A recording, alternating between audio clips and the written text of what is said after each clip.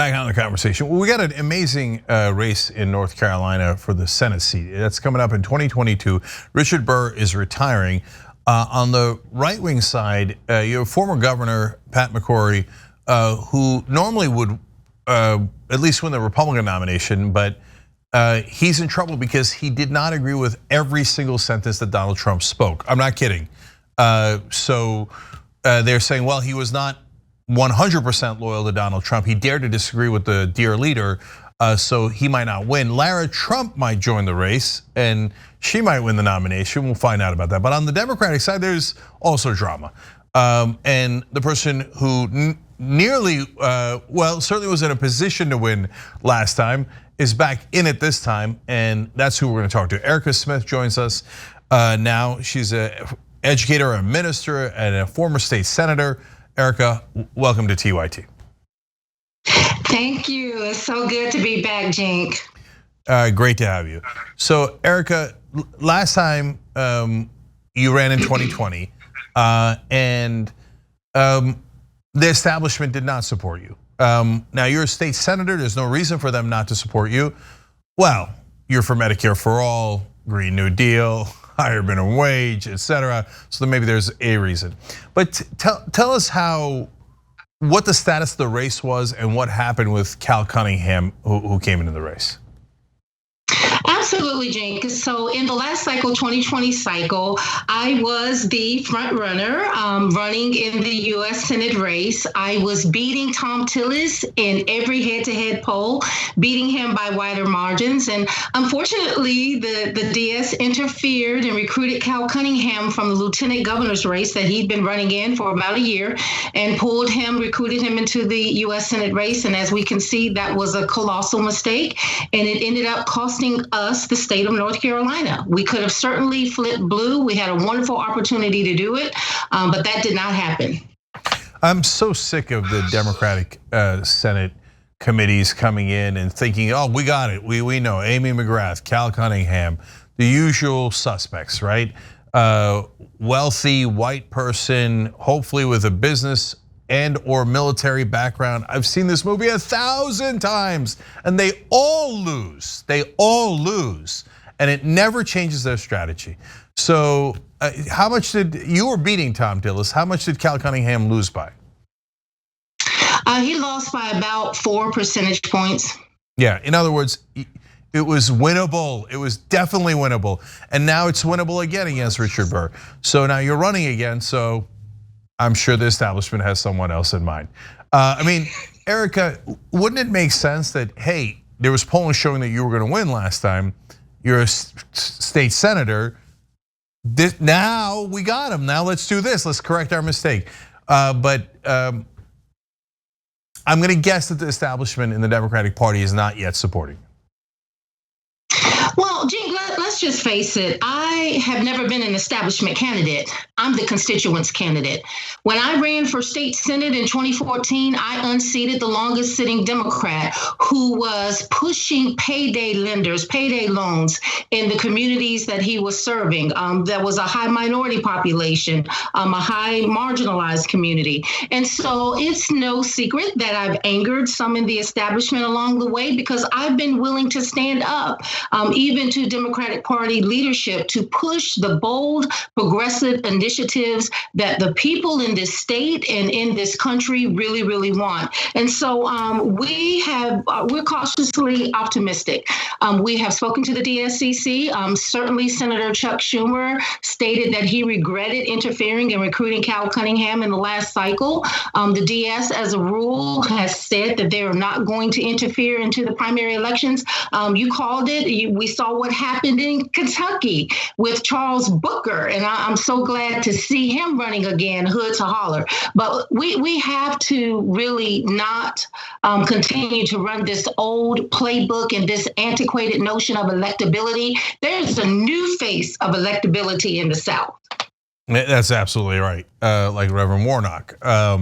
And yeah, and by the way, Stacey Abrams, because she actually won that race in Georgia. And so Erica, let me go further in this.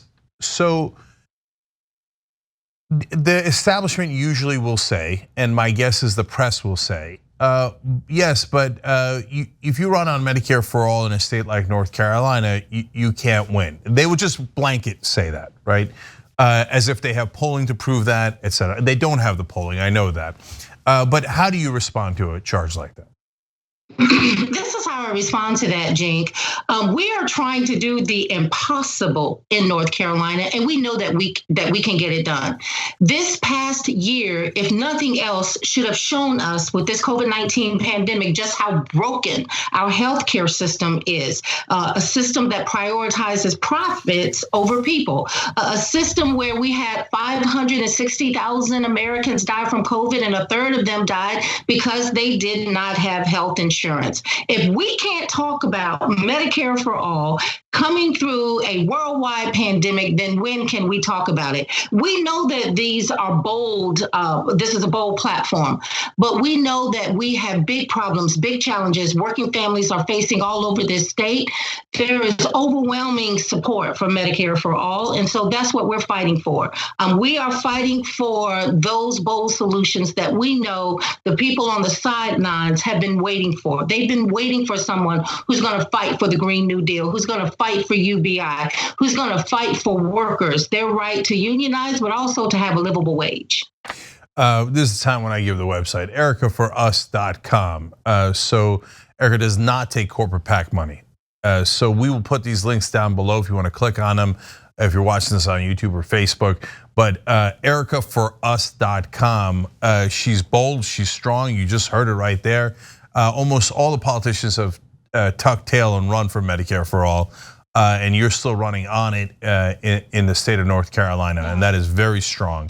And Cenk, especially what I wanted to share is that I've had a personal experience. My family, we almost went bankrupt because I gave birth to a medically fragile son. He had a tracheostomy. I came home. My employer-based insurance gave me 4 hours of nursing care, did not pay for all of the medical equipment that he needed. No other family under my watch is going to have to face bankruptcy because someone gets sick or not be able to afford the life-saving health care that their family members need. I had to get a part-time job at an alternative school just to be able to pay for the humidifiers, the nosies that went over Elias's tracheostomy. And so healthcare for me, it's a right. It's a basic human right.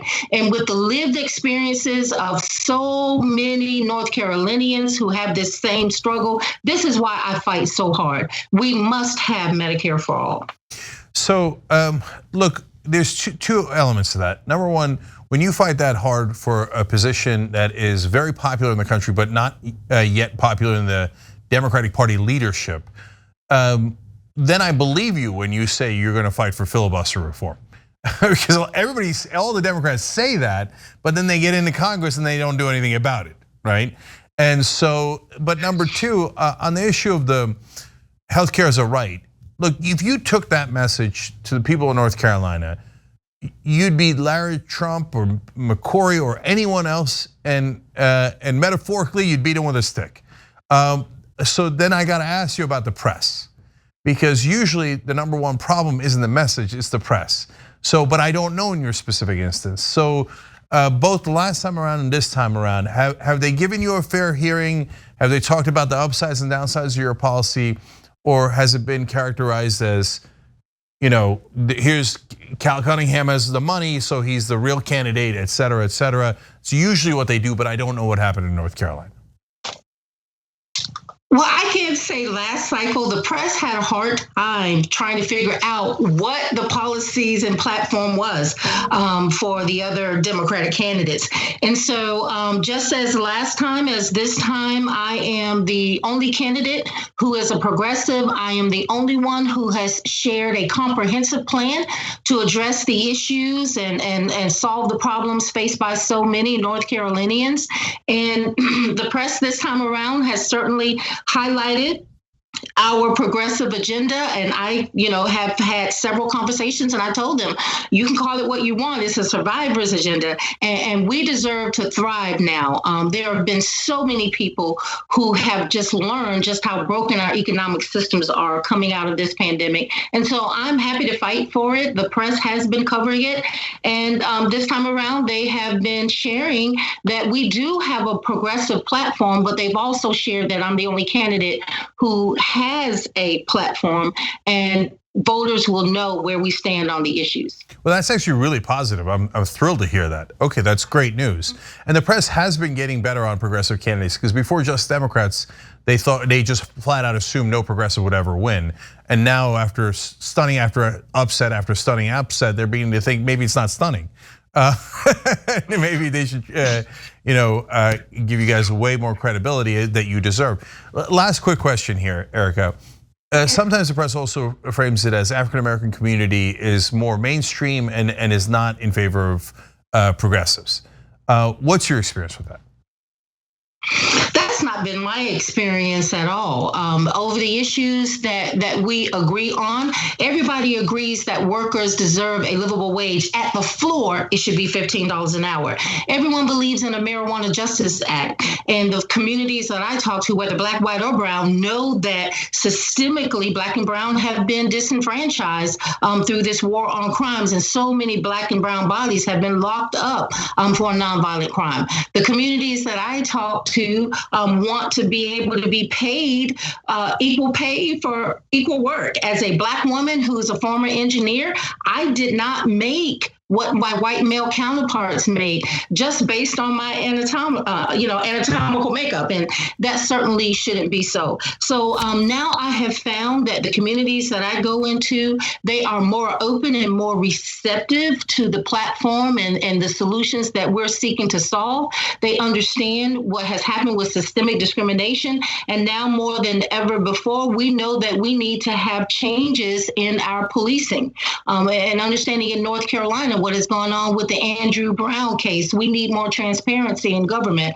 And so when we understand the link between the climate crisis is related to the racial justice crisis, is related to the economic crisis, when you put all of those factors together and you look at the plan that is going to finally address those historic inequities, you find that they don't care that it's identified as a progressive platform. They are open to any candidate whose lived experiences, whose passion, and whose commitment to make this country work for all of us who make this country work instead of just for the wealthy and the well-connected. That is resonating with the voters that we talk to.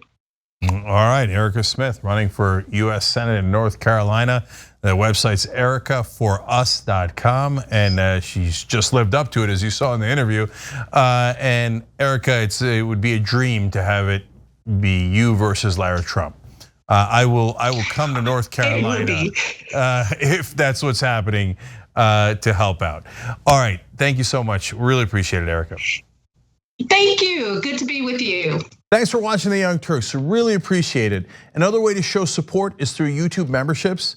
You'll get to interact with us more. There's live chat emojis, badges. You've got emojis of me, Anna, John, JR. So those are super fun. But you also get playback of our exclusive member-only shows and specials right after they air. So all of that, all you gotta do is click that join button right underneath the video. Thank you.